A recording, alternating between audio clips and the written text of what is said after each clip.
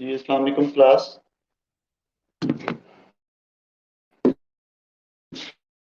कैसे हैं आप? सब ठीक ठाक हैं? अच्छा, अभी अजान हो रही है तो असर की नमाज पढ़ के तो फिर हम स्टार्ट होते हैं अपना। आज हमने आस्कल्टेशन स्टार्ट करना है रेस्पिरेटरी से। मुझे जितने स्टूडेंट प्रेजेंट हैं उनका ब्रीफ भी दें। वालेकुम सलाम।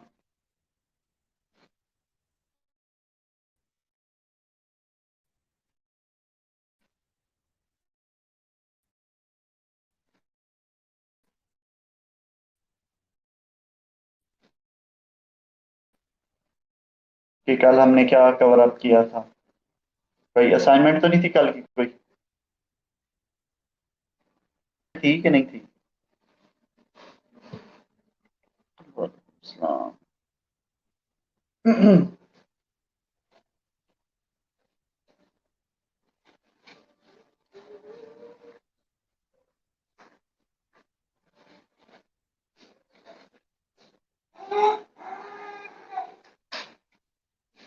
ओके, अभी अजान हो रही है तो हम इंशाल्लाह स्टार्ट हो जाते हैं फिर।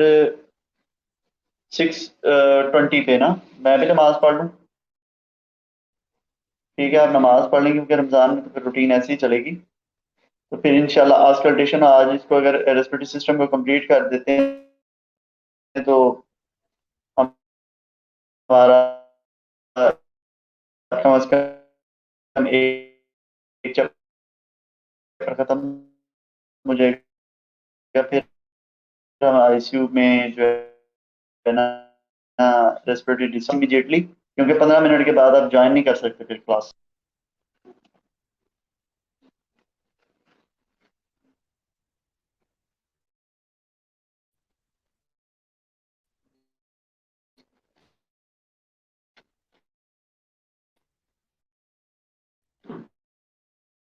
सर, आपने क्या कह रहे हैं? सर आप क्या कह रहे हैं? मैं ममुना ये कह रहा हूँ कि असर की नमाज नमाज पढ़। इधर आओ, ये करो, नेवर स्लीप पे मोबाइल मोड करना।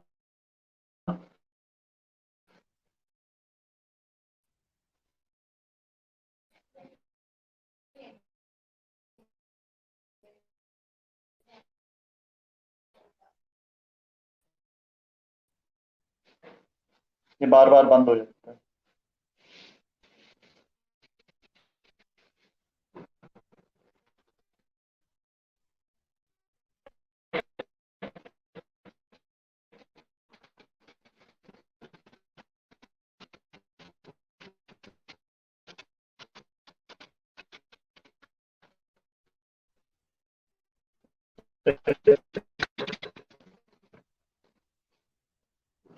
हाँ, जोर से, जोर से, जोर से, जोर से ना। आज मैं ना घर से ऑनलाइन हूँ मोबाइल से, तो हो सकता है आज नेट की क्वालिटी में थोड़ा सा कंप्रोमाइज होगा। कि अब मोबाइल का नेट किस तरह से है, आई डोंट नो कि आपको आवाज़ क्या आती है।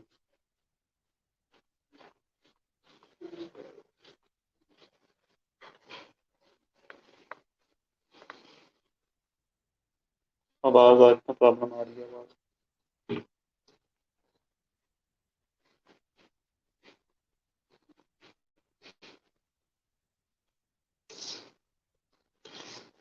ये लो, बात सुनो।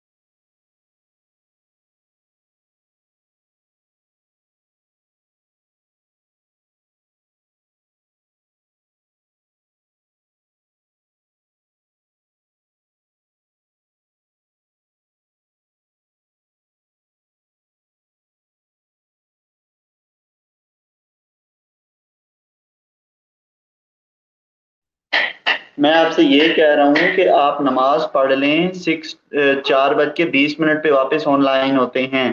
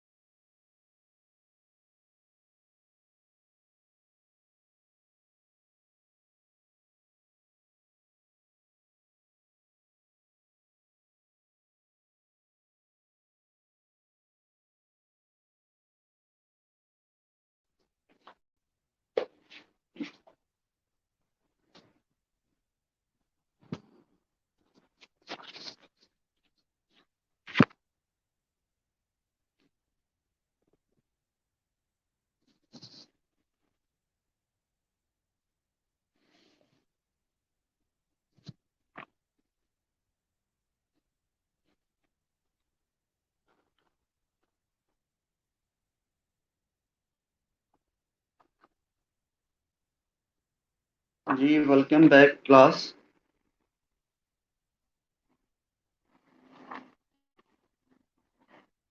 System system 369।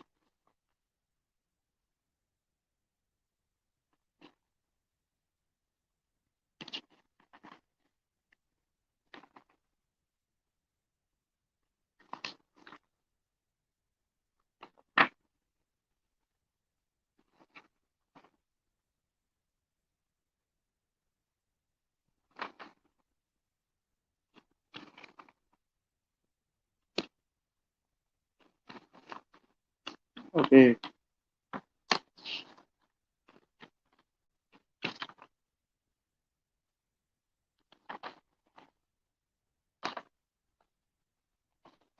जस्ट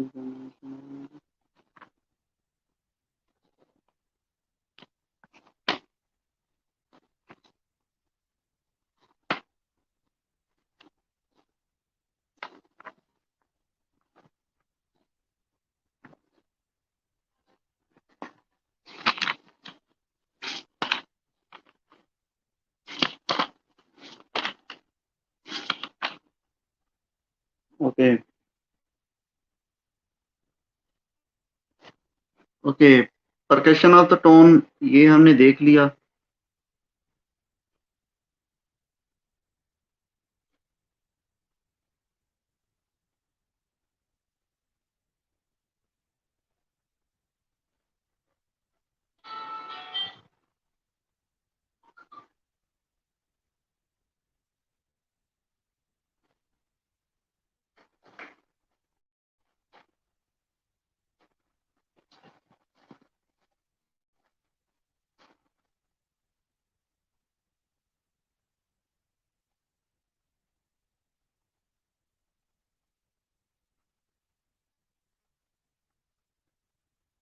5:30 तक है ना आज क्लास आपकी?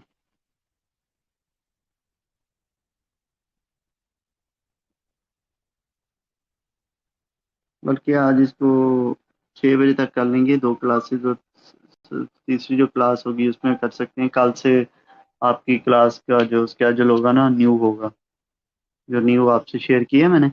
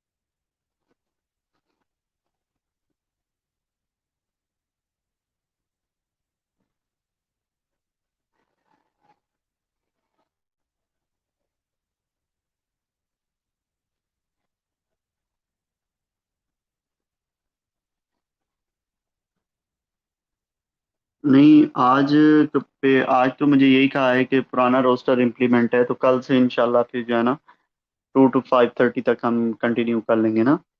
आज 6 बजे तक कर लेते हैं, ताकि आज इसको वाइंड अप कर लेते हैं। अच्छा, परकस फॉर द आज आपके स्लाइड्स नहीं होंगी, बिकॉज स्लाइड्स मैं किस तरह से करूँ?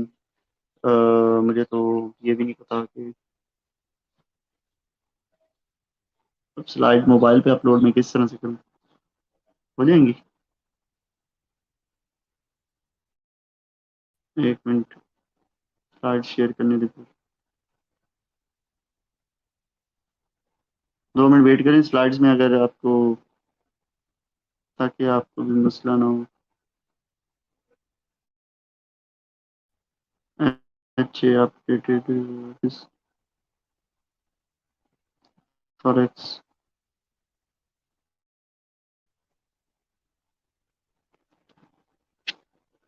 डाउनलोड होगी। अच्छा, अब मैं इसको thorax respiratory assessment, camera files, thoracic assessment। चलिए मैं स्लाइड्स भी साथ में अपलोड कर देता हूँ ना, ताकि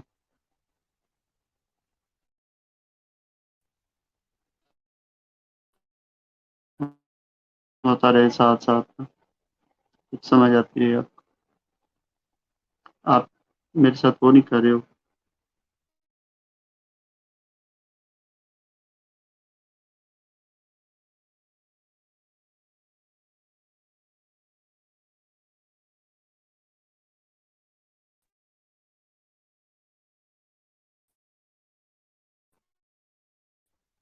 कोई हाँ करते रहो, ताकि मुझे तसल्ली होती रहे कि आप सुन रहे हो, ये नहीं कि मोबाइल साइड पे रख के पकौड़े बना रहे हो आप लोग।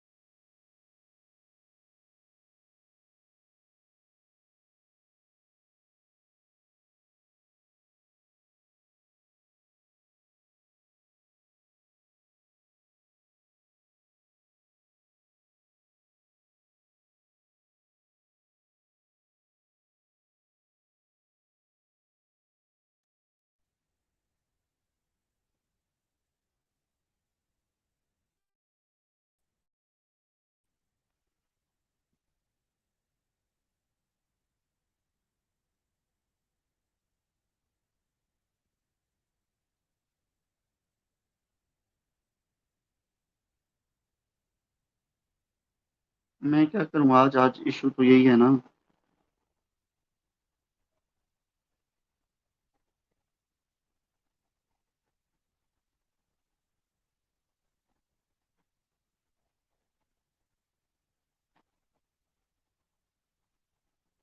आज का दिन कंप्रोमाइज कर लो, कल इंशाल्लाह जब है ना अपनी क्लास में बैठेंगे। मेरे पास लैपटॉप ही नहीं है एक्चुअली, मैं उधर ही कॉलेज रख के आए हूँ। था कि ये रिजवी साहब की वजह से प्रॉब्लम हो जाएगी।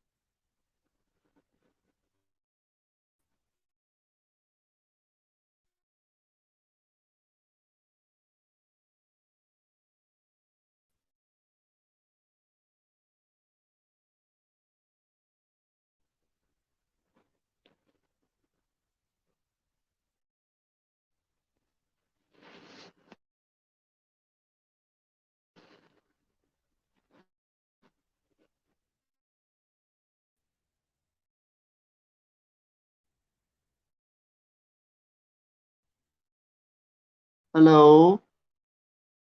हाँ जी, आवाज आ रही है आपको? नहीं, आवाज आ रही है कि नहीं?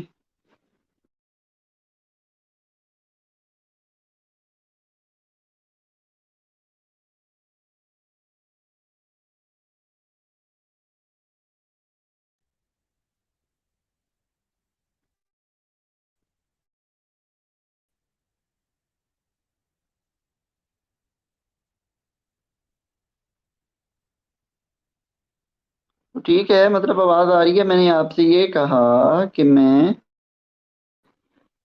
अपलोड कर रहा हूँ प्रेजेंटेशन, लेकिन वो प्रेजेंटेशन अपलोड नहीं होगी। ओके। अच्छा, कल हमने परकस फॉर द टोन ये किया था।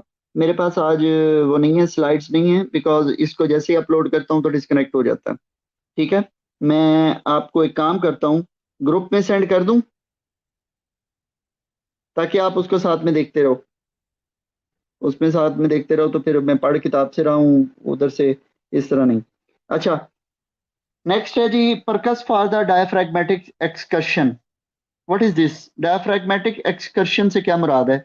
डायफ्रैग्मेटिक एक्सकर्शन से मुराद है कि आपका जो डायाफ्राम इनहेलेशन में क्या हो रहा है, नीचे मूव कर रहा है, और एक्सलेशन में ऊपर मूव कर रहा है। अब डायफ्राम की मूवमेंट को चेक करना है कि डायफ्राम कितना ऊपर नीचे मूव कर रहा है। ठीक है, आप ये अभी मैं तरीका बता रहा हूँ, मेरे साथ 15 स्टूडेंट अवेलेबल हैं। मैं बाद में कभी ये तरीका नहीं बताऊंगा, बाद में आपको किताब से पढ़ना पड़ेगा। आपने पेशेंट, आपके पास क्या क्या चीजें होनी चाहिए? एक तो रूलर होना चाहिए, स्मॉल रूलर होना चाहिए, रिमूवेबल मार्कर होना चाहिए, और आपके पास क्या होना चाहिए? आप पेशेंट की बैक पे खड़े हों, पेशेंट आपका बैठा होना चाहिए। क्लियर? आपने अपने पेशेंट को कहना है कि exhale forcefully and hold the breath. क्या करे? Exhale forcefully and hold the breath. अब आपने क्या काम करना है? आपने परकशन स्टार्ट करनी है। स्केपुलर लाइन, स्केपुलर लाइन का पता है मुझे अलीना? आपको पता है स्केपुलर लाइन? मैंने पढ़ाई थी आपको। Begins at the scapular line T7 से आप शुरू हो, नीचे को आए। Percuss the intercostal space of the right posterior chest wall. T7 thoracic 7 से नीचे आते जाएं। कैसे? स्केपुलर लाइन में percuss downward until the tone changes from the resonance to dull. आपके लंग्स में साउंड क्या आएगी? रेजोनेंट आएगी। रेजोनेंट से जैसे ही डल साउंड कन्वर्ट हो, आपने वहां पे स्टॉप हो जाना है और उसी पॉइंट पे निशान लगाना है, और पेशेंट को कहना है अब वो इनहेल करे फोर्सफुली। चलो, अभी एक्सेल तक की स्टोरी आपको समझ आई है कि नहीं आई? अंडरस्टैंड?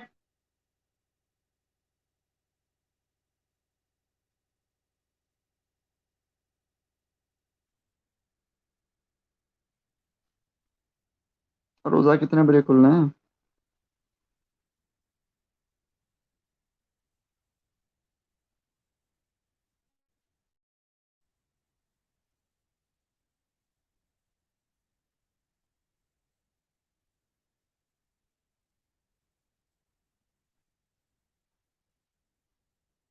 पूरे 2 घंटे पढ़े हैं अभी।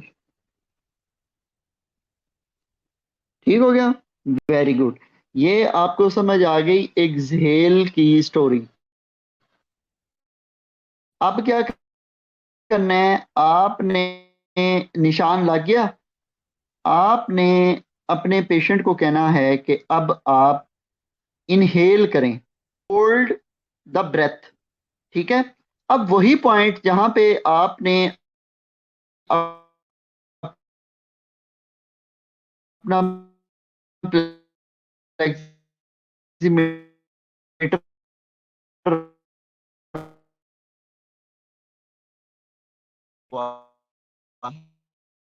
है,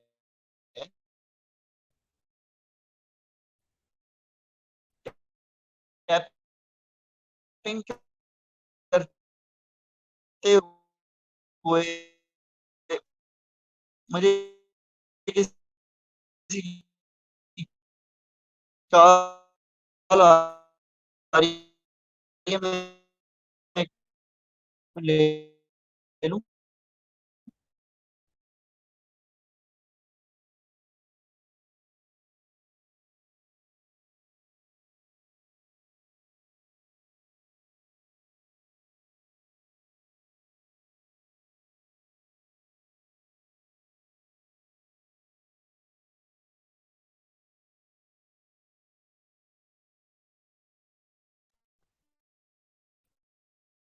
अब आप अपने अपने पेशेंट को कहना है कि इनहेल करता है आपका फ्लेक्सीमीटर जो कि उस पॉइंट पे है। आप दोबारा से टैपिंग शुरू करें नीचे को, डाउनवर्ड। ठीक है, जो साउंड आपको डल सुनाई दे रही थी अब वो दोबारा रेजोनेंट में कन्वर्ट हो जाएगी। टैपिंग करते हुए नीचे आए तो दोबारा जब आपकी रेजोनेंट साउंड डल में कन्वर्ट हो तो उसी पॉइंट पे रुक जाएं और उस पॉइंट को क्या करें, मार्क करें। ठीक है।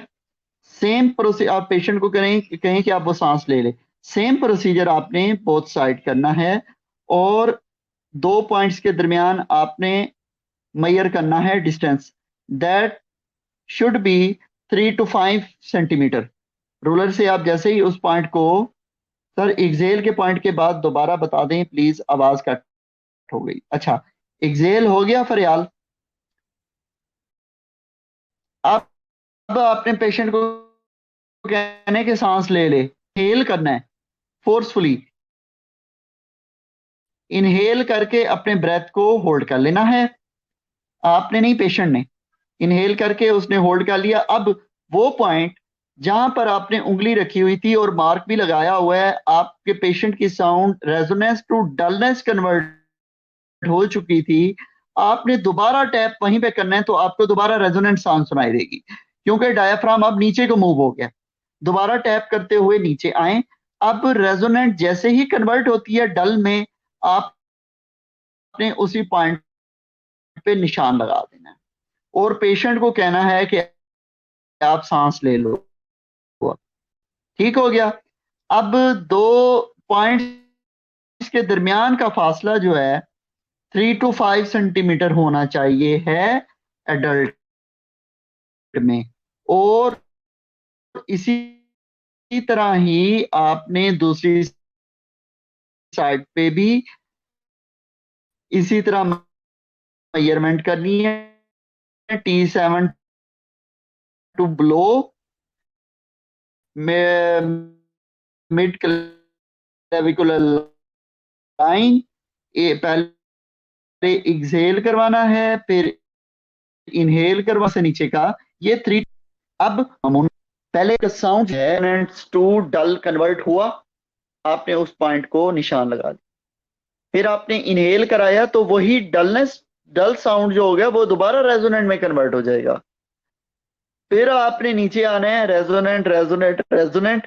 जैसे ही डल में कन्वर्ट हो तो आपने फिर उस पॉइंट को निशान लगा लेना है।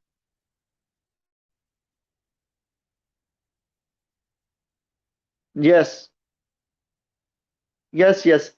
फरियाल, ये जो राइट स्केपुलर लाइन है इसी लाइन को ही आपने नीचे कंटिन्यू करना है।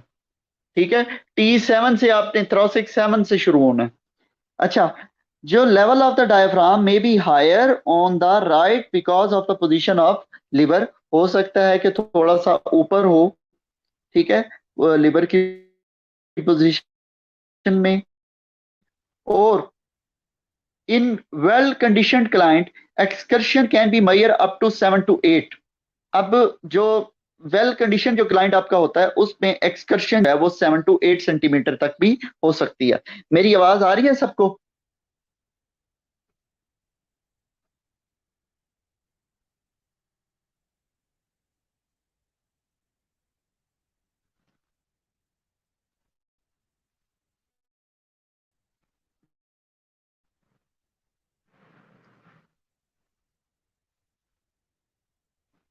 आवाज आ रही है मेरी सबको?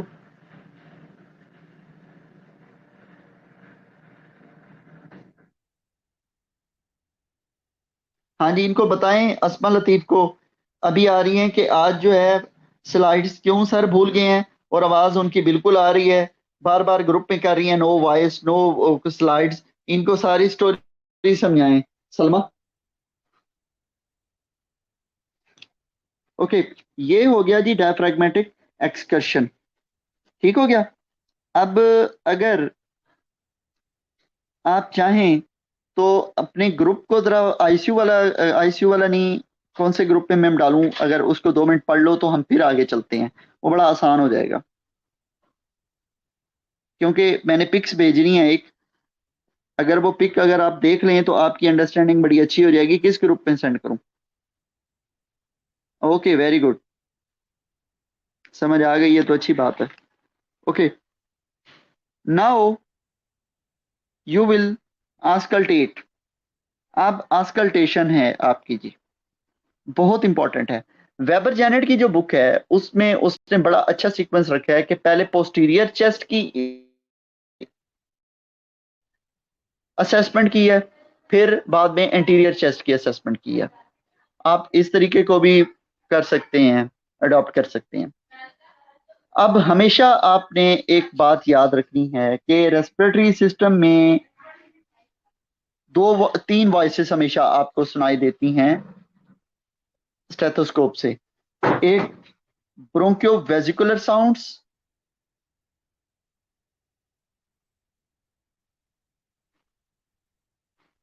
ठीक है। सबसे पहले आपको ट्रेकिया के ऊपर ट्रेकियल साउंड सुनाई देंगी। ये आप हमेशा, आपको जो मैं बातें बता रहा हूं हमेशा आपने याद रखना है, ठीक है। ट्रेकिया के ऊपर हमेशा, सर नॉर्मल और एबनॉर्मल फाइंडिंग्स ये हो सकती है कि फॉर एग्जांपल एटिलैक्टेसिस में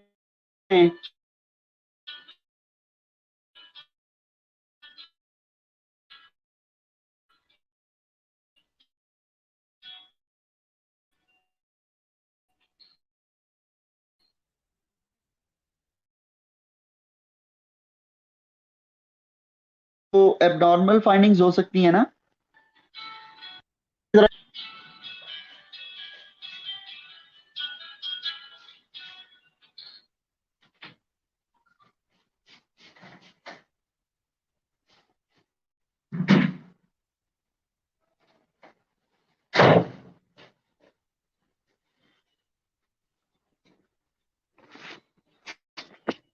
अच्छा, इसमें मैं आपको एलिना एबनॉर्मल साउंड का बता रहा हूँ आपको। एबनॉर्मल जो डायफ्रैग्मेटिक एक्सकर्शन है वो हो सकती है, लिमिटेड हो सकती है। एटिलैक्टेसिस है फॉर एग्जांपल, तो उसमें लोअर लोब्स जो है वो जो है या एम्फाइसीमा में है, इन विच द डायफ्रैग्मेटिक मूवमेंट जो है वो एयर ट्रैपिंग जो है बहुत कम होती है उसमें, ठीक है। जो डायफ्राम जो है ना remain in a low position on inspiration and expiration. जो डायफ्राम होता है वो ज्यादा नीचे नहीं आता, मीन लंग्स एक्सपेंड सही तरह से नहीं कर सकता उसको।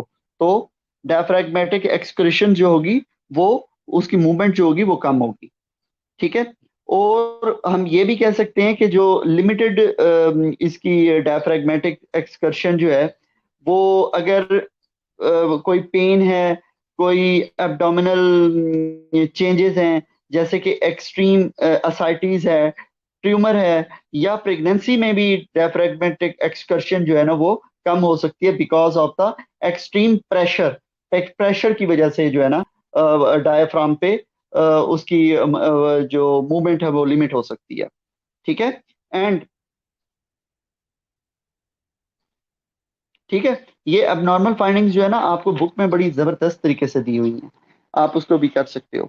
अच्छा, मैं क्या बात कर रहा था आपको, मैं ये बात कर रहा था, अब आपने हमेशा याद रखना है कि ट्रेकिया के ऊपर हमेशा आपको ट्रेकियल साउंड सुनाई देंगी, ठीक है। इसके अलावा आपको स्टर्नम के आसपास बैक साइड पे जो आपका मिड क्लेविकुलर लाइन है, ठीक है, आप ये कह दें कि फोर्थ से फिफ्थ इंटरकोस्टल स्पेस जो वर्टिब्रल कॉलम के right vertebral column and left vertebral line जो है, ठीक है, उसमें आपको ब्रोंक्योवेजिकुलर लाइंस, ब्रोंक्योवेजिकुलर साउंड सुनाई देंगी।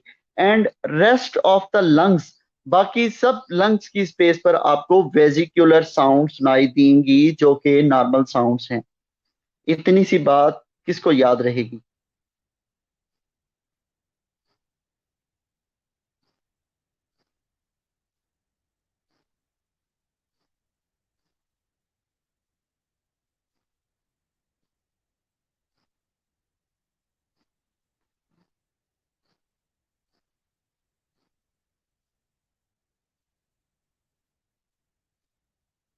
ठीक हो गया।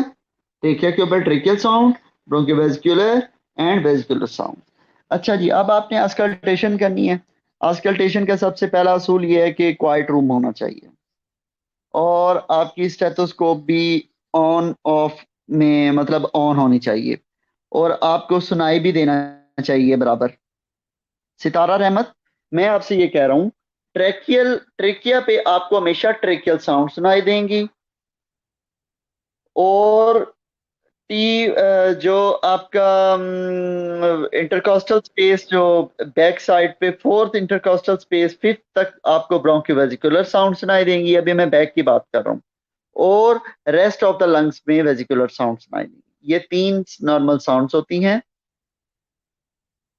ब्रोंकोवेजिकुलर वेजिकुलर साउंड्स की लोकेशन दोबारा बता दें। अच्छा, अपना फरियाल ऐसा है कि बुक जरा खोल के देखो, उसमें ना बड़ी अच्छी लोकेशन आपको बताई हुई है। ठीक है, बड़ी अच्छी एक्सप्लेन की हुई है। ठीक है, अभी जो चीजें आपको नहीं पता मैं आपको वो बताता हूँ। ठीक हो गया ना? Okay. Auscultate for the breath sound.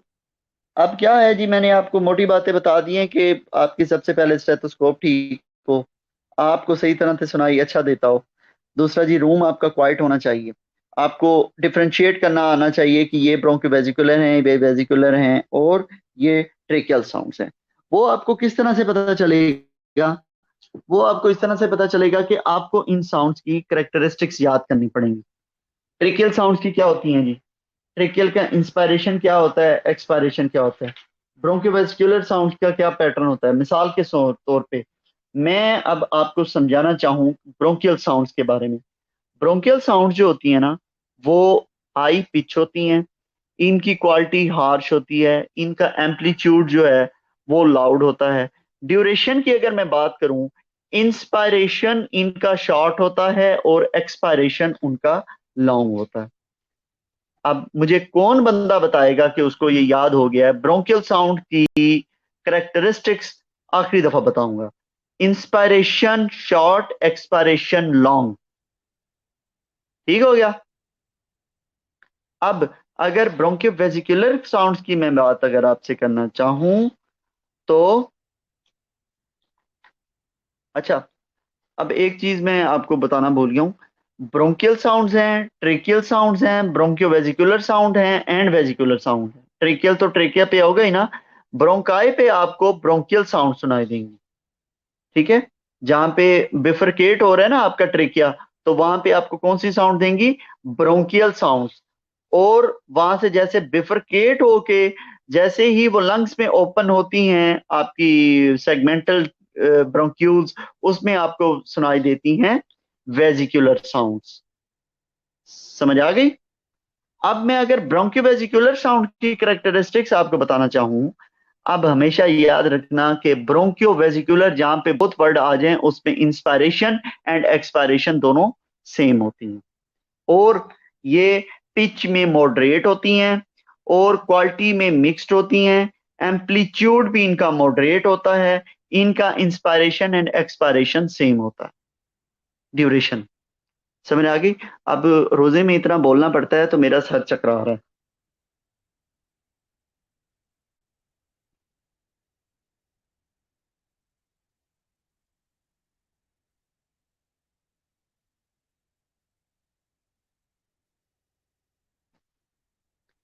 ठीक हो गया? अब वेजिकुलर साउंड्स की हम बात करते हैं। मोस्ट ऑफ द लंग्स में आपको वेजिकुलर साउंड सुनाई देती हैं। अगर मैं वेजिकुलर साउंड्स की आपको करेक्टरिस्टिक्स बताना चाहूं, हमेशा याद रखना, वेजिकुलर साउंड्स की इंस्पायरेशन हमेशा लॉन्ग होगी और एक्सपायरेशन शॉर्ट होगी। ठीक हो गया?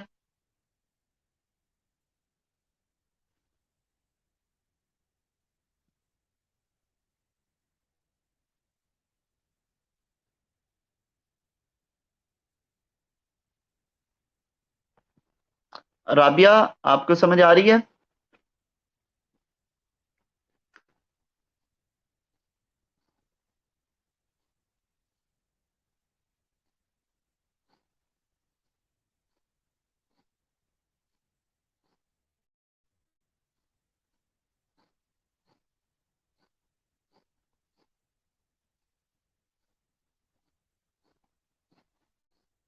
हाँ जी, आगे चलें।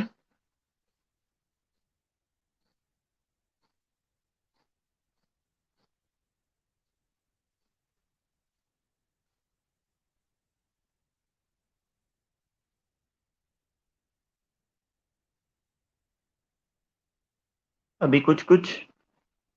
अच्छा, चलो आप किताब को कंसल्ट करोगे ना, बुक को, उसमें बड़ा अच्छा बताया हुआ है। अगर कोई प्रॉब्लम हो तो आप मुझसे कांटेक्ट कर सकते हो। ठीक है। No, no worry. अब बात करते हैं जी आस्कल्टेशन की। अब सबसे पहले आप पोस्टीरियर, क्या मैंने आपको कहानी बता दी कि पोस्टीरियर में आपने किस तरह से आस्कल्टेट करना है। और पोस्टीरियर में आप, अगर मैं आपको यहाँ पे बुक से बताऊं, उसमें बताया है कि आपने हमेशा कोशिश करनी है कपड़े के ऊपर से, क्लॉथ के ऊपर से साउंड ना सुने। डायरेक्ट कोशिश करें कि जो आपका डायफ्राम है स्टेथोस्कोप का, वो डायरेक्ट कांटेक्ट होना चाहिए उसका स्किन के साथ। ठीक है।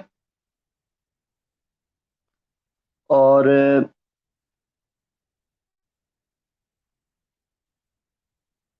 आपने हमेशा पहले शुरू करना है, एपेक्स ऑफ द लंग्स जो है ना वो चेक करने हैं, directly on the posterior wall, chest wall at the apex of the lungs at C7।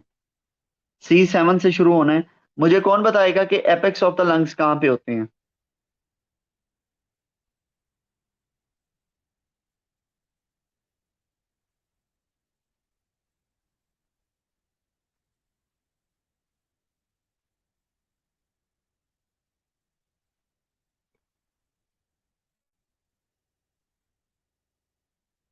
वो आइए, क्या नाम है इसका, क्या लड़की का नाम है, Farah.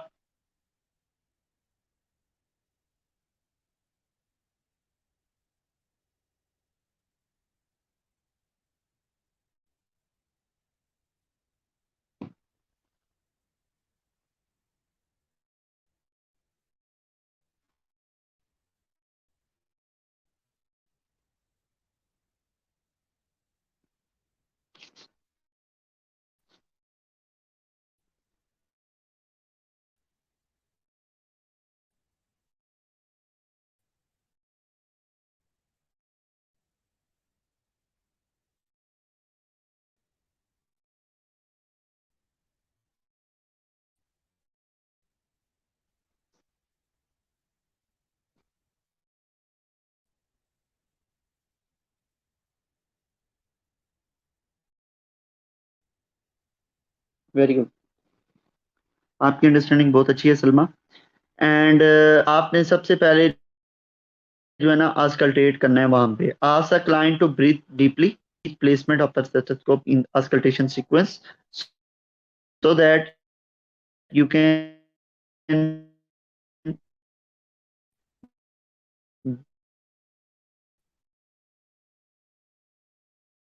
best hear the inspiratory and expiratory sound. Be alert, the client is a comfort and off times for the rest and the normal breathing. कल आपने लेटरली आपने आस्कल्टेट करना है। ठीक है। अब इसका एक बड़ा मजेदार सीक्वेंस है, अगर मैं आपको पिक्स दिखा सकता, काश यहाँ पे कोई ऐसी ऑप्शन होती कि, अच्छा चलो, आईसीयू वाला ग्रुप जो है, आईसीयू वाला एक ऐसा ग्रुप भी बनाओ ना। अच्छा, एक तो आईसीयू वाला ग्रुप है, और एक क्लास ईयर ऐसा ग्रुप बनाओ, हेल्थ एशियन का भी बना दो। एशियन में सारे आ जाएंगे, हेल्थ और आईसीयू में सिर्फ आईसीयू वाले। ठीक है। एशियन का बन जाएगा ना। इसका मतलब होगा कि हम जब हेल्थ असेसमेंट और एशियन पढ़ रहे होंगे तो हम वो वाली चीजें वहां पे शेयर करेंगे। ठीक है। आईसीयू वाले की जो क्लास होगी, मैं आईसीयू वालों से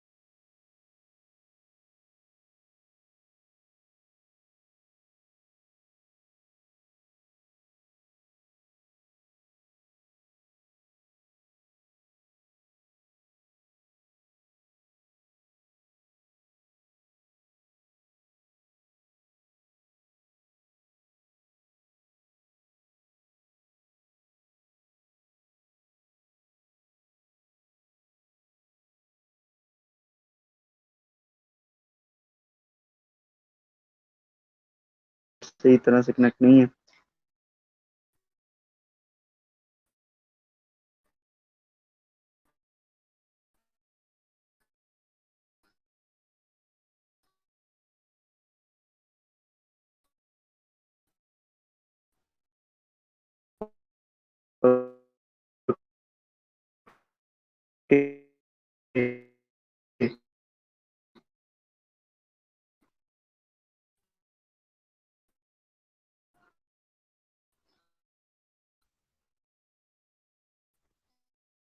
अच्छा, इसका एक हाथ खड़ा।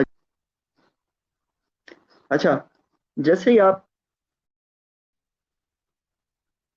और नॉर्मल कंडीशन में आप क्रैकल या व्हीजेस नहीं सुनते हो, ये एबनॉर्मल साउंड्स हैं। ऐसा नहीं कि आपने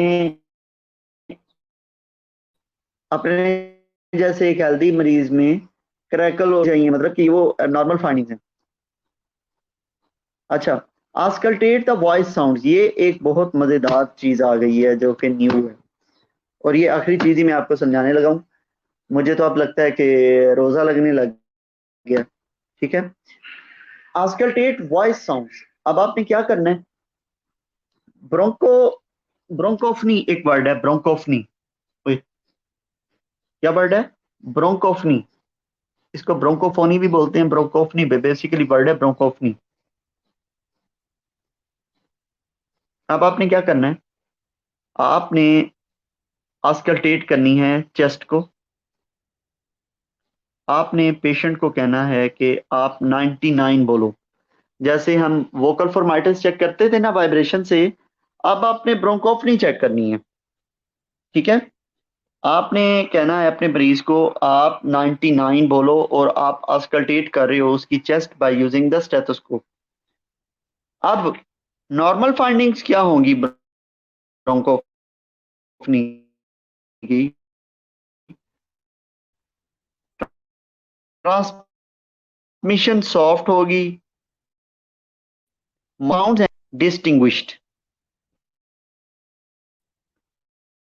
साउंड तो आपको सुनाई देंगी, मतलब जो बोल रहे होते हो वो आपका क्लाइंट बोल रहा है, लेकिन जो एक्चुअल फ्रेज है वो शायद आपको पता,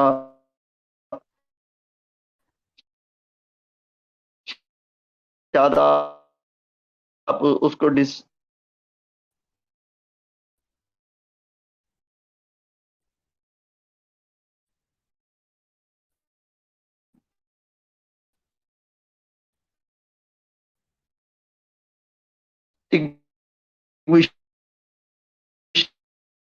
ना कर सको।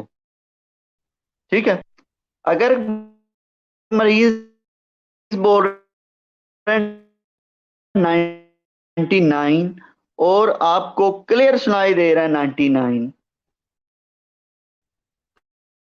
तो इसका मतलब है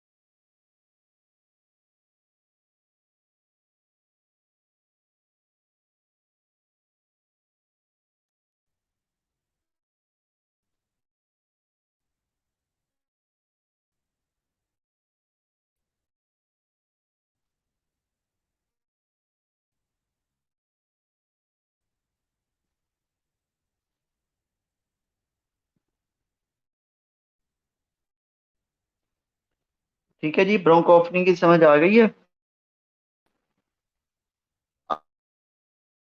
अब ask the client to repeat the letter, for example E, word है ना capital E, while you are listening over the chest. क्या होगा? Voice transmission will be soft and muffled, but the letter E should be distinguishable. अब E जो है word आपको बिल्कुल, लेकिन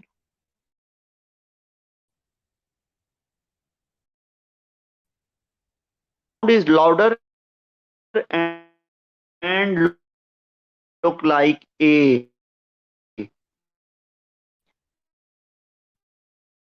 इगोफनी क्या होगा? आपने पेशेंट को कहना है कि ई वर्ड बोले। नॉर्मल कंडीशन में आपको बिल्कुल ई ही सुनाई देना चाहिए, लेकिन लंग्स कंसोलिडेशन या कोई और कंप्रेशन है तो साउंड आपको ए सुनाई देगी, वो है ईगोफनी। एंड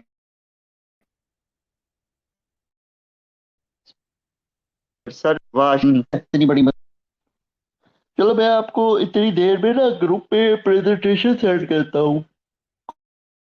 कौन से ग्रुप पे सेंड करूँ?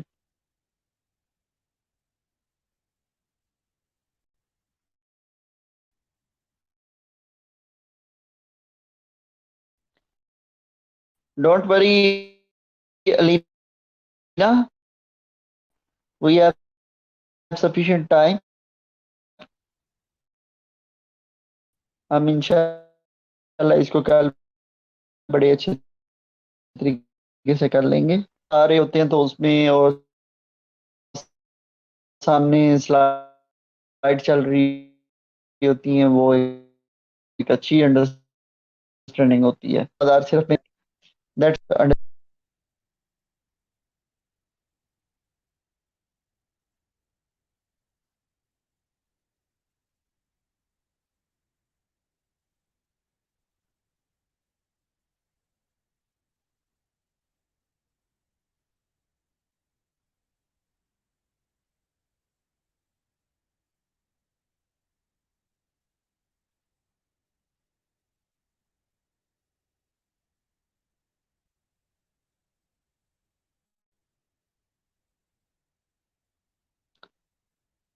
किस ग्रुप में सेंड करूं?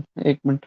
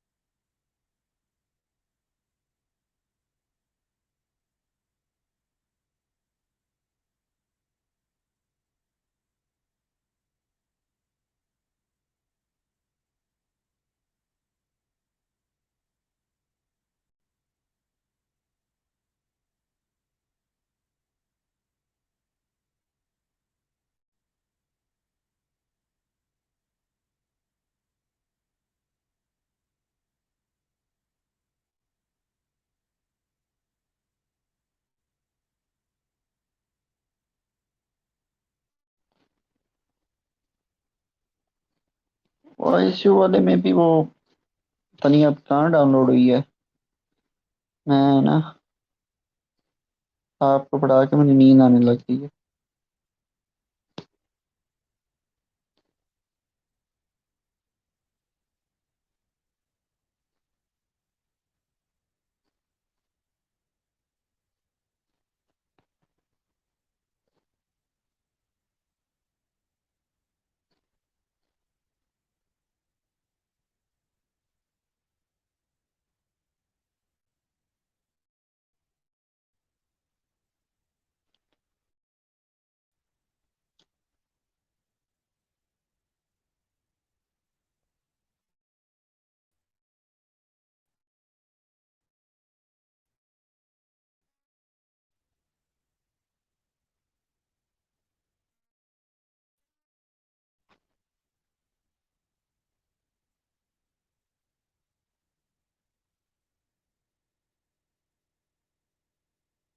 आईसीयू ग्रुप में सेंड कर दिया मोमना। काइंडली आप एक ग्रुप बनाओ एसीएन का भी, फिर उसमें शेयर कर दिया करो सबको। अल्लाह।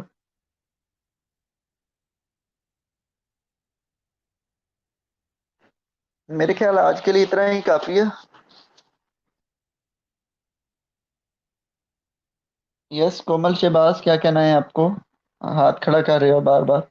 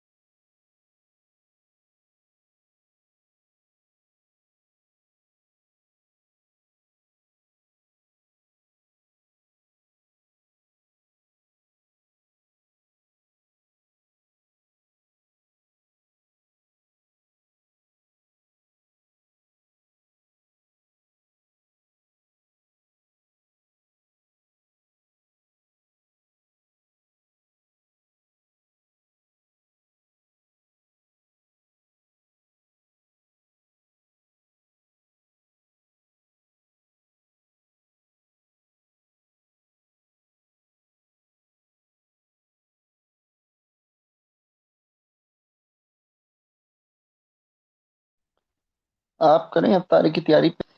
ठीक है, जरी बात है कि अब प्रॉब्लम हो रही है, घंटा रह गया सिर्फ अफ्तारी में।